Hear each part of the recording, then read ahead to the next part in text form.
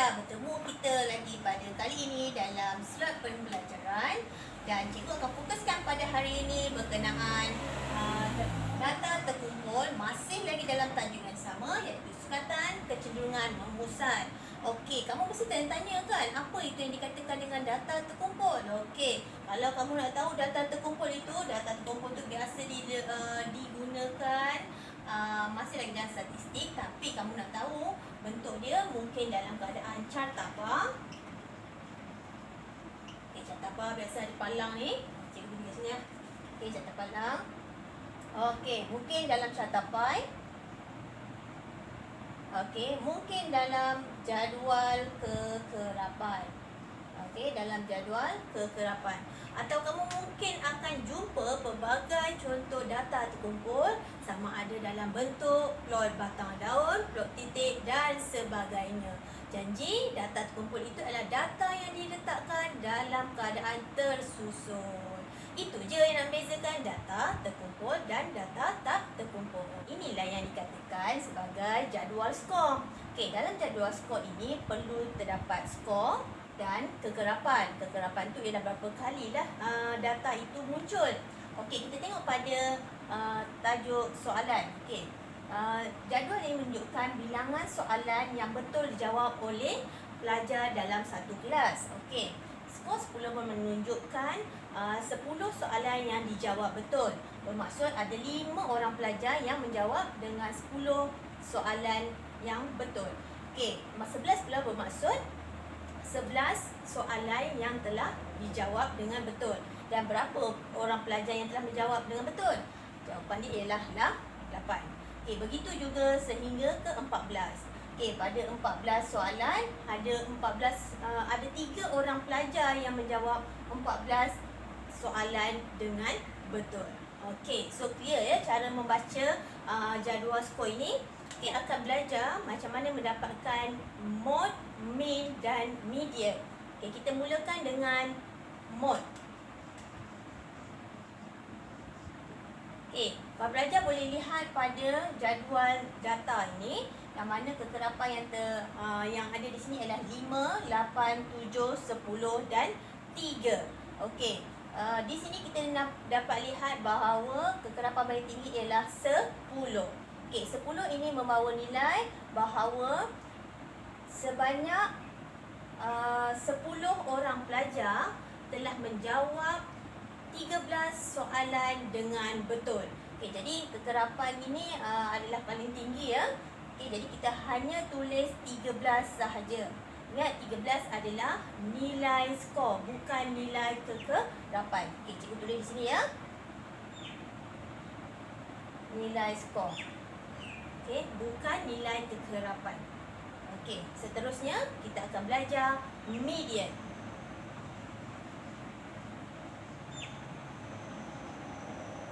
Okey, sebelum kita menjawab median dulu, kita perlu tambahkan semua kekerapan yang ada.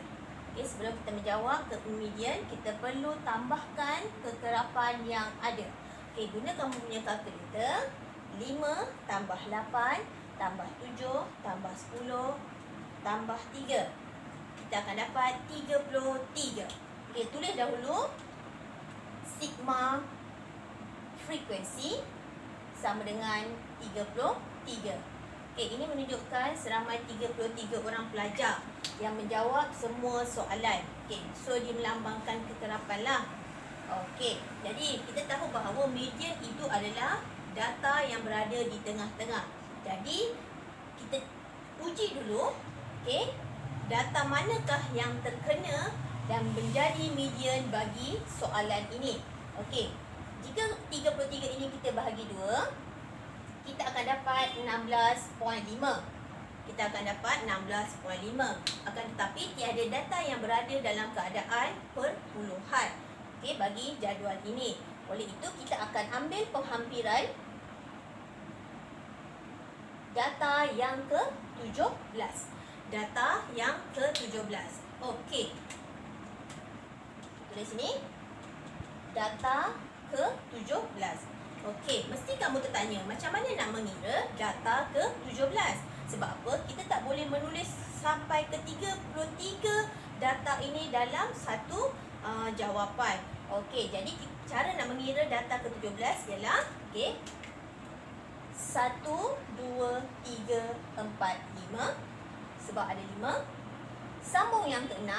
6 7 8 9 10 11 12 13.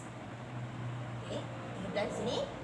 14 15 16 17. Bermaksud data ke-17 ini berada pada skor 12. Cikgu ulang, data ke-17 ini berada pada skor ke-12. Jadi, median kita di sini ialah 12. Jadi, median kita di sini ialah 12. Kita pergi pula kepada soalan untuk mendapatkan mean bagi jadual skor ini.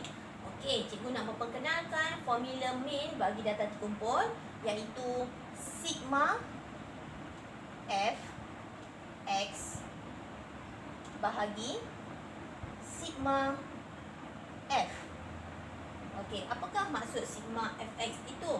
Itu adalah jumlah bagi hasil darab, skor dan kekerapan. Okey, kita tengok macam mana cara cikgu buat.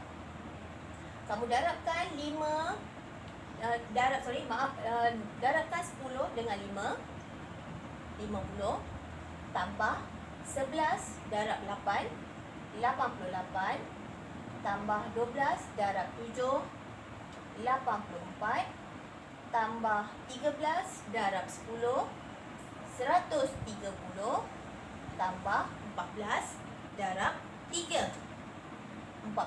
Tulis di sini. Okey, perkan dengan jumlah kekerapan. Perkan dengan jumlah kekerapan. Pada median tadi kita dah dapatkan jumlah kekerapan, ataupun kamu boleh kira semula 5 tambah 8 tambah 7 tambah 10 tambah 3. Jadi jawapan dia ialah 33. Okey, dengan menggunakan kalkulator, kamu buat satu demi satu. 50 tambah 88 tambah 84 tambah 130 tambah 42. Jadi kamu akan dapat 394 dibahagikan dengan 33. Jadi kita punya jawapan untuk mean ialah 11.94. Digunakan menjadi 2 tempat perpuluhan, iaitu 11.94. So ini adalah cara untuk mendapatkan mod, median dan mean bagi jadual skor data terkumpul. Cikgu tunjukkan pula carta bar bagi data terkumpul. Okey, kita tengok pada tajuk carta bar ini, iaitu bilangan jam untuk setiap pelajar membuat ulang kaji. Okey, cara membacanya ialah kita tengok dulu, ini adalah garis tegak kekerapan yang menunjukkan nilai jam, dan ini merupakan bilangan pelajar. Okey, pelajar 1, pelajar 2, pelajar 3, pelajar 4. So ada 4 orang pelajar sahaja. Okey, pelajar pertama telah membuat ulang kaji sebanyak 2 jam. Pelajar kedua membuat ulang kaji sebanyak 6 jam. Pelajar ketiga membuat ulang kaji sebanyak 7 jam. Dan pelajar keempat membuat ulang kaji sebanyak 2 jam. Okey, jadi jelas cara membaca carta bar ini. Okey, jadi kita tetap ingin mendapatkan mean, mode dan median. Cikgu dahulukan dulu cara untuk mendapatkan mode.